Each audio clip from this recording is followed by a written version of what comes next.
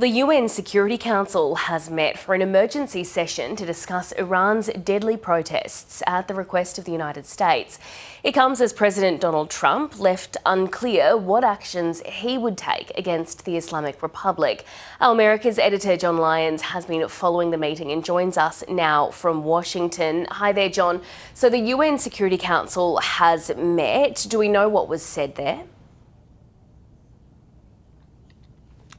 Well, Mel, it was very much going to what we would expect, going to script. As we've learnt from the UN Security Council, it tends to fall according to the predetermined positions of the various parties.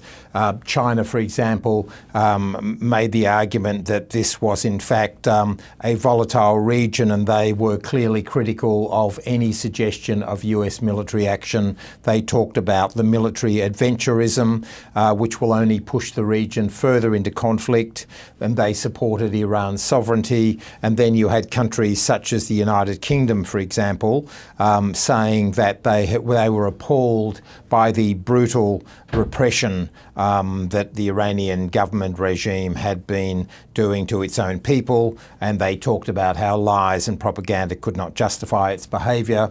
Iran, in contrast, of course, described itself as a nation in mourning, kept talking about the US regime and Israel, so it's very much trying to paint them as the people who are stirring this up. In fact, they said there was US direct involvement in stirring unrest in Iran. And it was the US ambassador to the United Nations, Mike Waltz, who reaffirmed the Americans' hardline position and the possibility that there could be the option even of military intervention. Let's have a listen to what Mike Waltz told the UN Security Council. We all have a responsibility to support the Iranian people and to put an end to the regime's neglect and oppression of the Iranian nation. Colleagues, let me be clear. President Trump is a man of action, not endless talk like we see at the United Nations.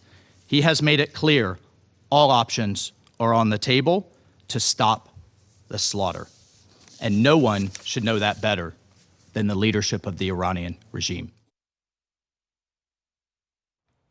And John, what have we heard from Iran and other Middle Eastern nations at this emergency session?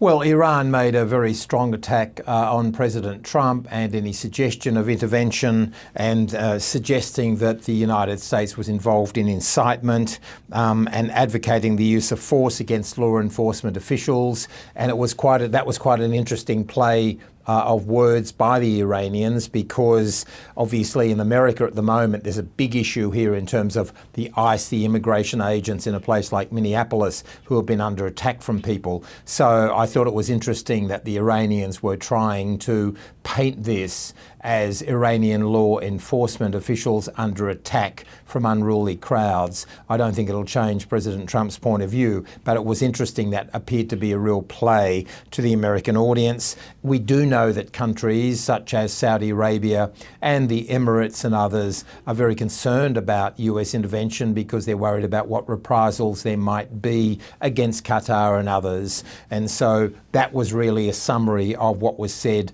what has been said here over the last 24 hours. So, John, the US has been talking about intervention here. What can we expect to happen from here? Well, over the last 24 hours, President Trump has been walking back a bit from his earlier rhetoric, which 2 or 3 days ago was much stronger. He was saying if the Iranian regime does kill its own people, we will intervene. There'll be hell to pay, a lot of the usual sort of Donald Trump rhetoric. And then in the last 24 hours, he's tried to say, well, they haven't gone ahead with executions and the violence is subsiding. But anybody who follows Donald Trump here closely and the pattern, if anything, that to me suggests that the possibility of US military intervention goes up, because Donald Trump here has shown in the past that before the US engages in military action, particularly the bombing last year of Iran, that they play things down and try to, if you like, a bit of a decoy, try to say to Iran or whoever it is that things are calmer now, and that's often when Donald Trump strikes.